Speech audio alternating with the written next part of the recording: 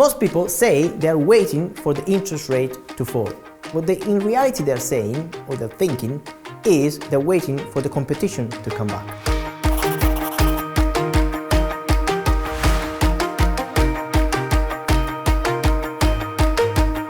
Now, what do I mean by this? Well, it's super important to understand how this property cycle works, because most people think that interest rate when it's low is the best time to buy. But it's always a good time to buy as long as you know what you're doing. For example, when interest rates are low, what happens? That everybody will rush to the market, right? Because the interest rates are low, so they have more buying power, so they're going to offer a bit more because they can afford it. Now, the problem with that is that you will overpay the property prices because you need to offer more because you have more competition.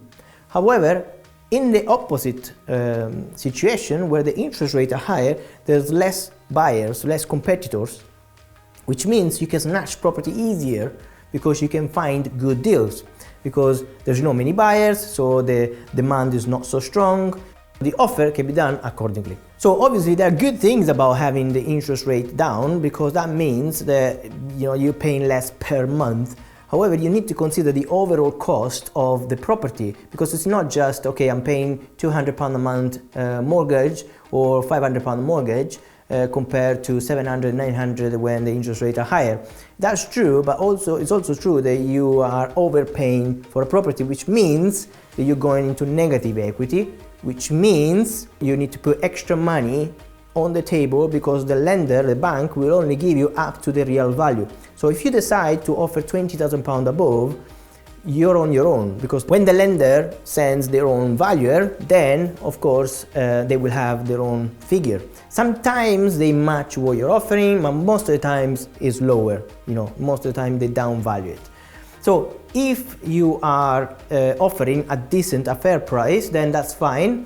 But if you are overbidding because you have a lot of competition, then obviously you're probably gaining in the interest rate, but you're losing in the purchase price.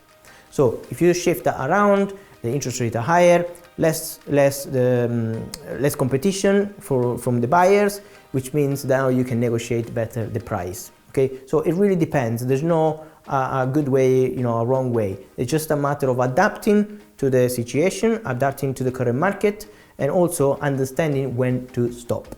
That's another one, very important, especially if you're buying at auction. Auction is one perfect example when people don't know when to stop, because you get caught into the emotion of just a little bit extra. If I offer a little bit extra, I will get it, but then somebody else will overbid you, and so on and so on and so on. At the end, it's not a viable deal anymore because you got caught into the emotions and then you overpaid basically. Now this is really important. So my main line here is don't fall for the interest rate cut trap. So don't wait until they are cut, they are low. Just buy in every circumstance as long as you have the right support and the right knowledge. This is super important.